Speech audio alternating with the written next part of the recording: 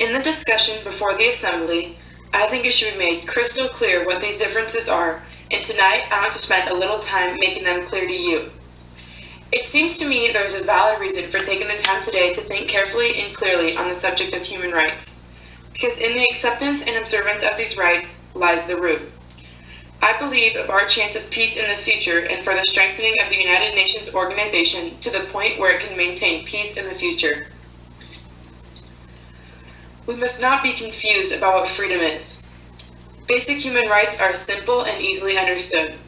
Freedom of speech and a free press, freedom of religion and worship, freedom of assembly and the right of petition, the right of men to be secure in their homes, and free from unreasonable search and seizure and from arbitrary arrest and punishment. We must not be deluded by the efforts of the forces of reaction to prostitute the great words of our free tradition and thereby to confuse the struggle. Democracy, freedom, human rights have come to have a definite meaning to the people of the world, which we must not allow any nation to so change that they are made synonymous with suppression and dictatorship. There are basic differences that show up even in the use of words between a democratic and a totalitarian country.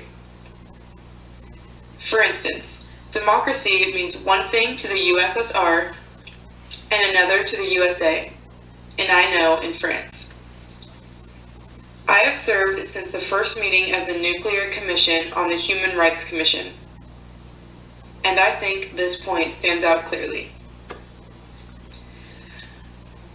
The USSR representatives assert that they already have achieved many things which we, in what they call the bourgeoisie democracies,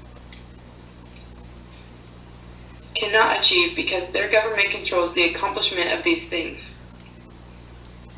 Our government seems powerless to them because in the last analysis it is controlled by the people.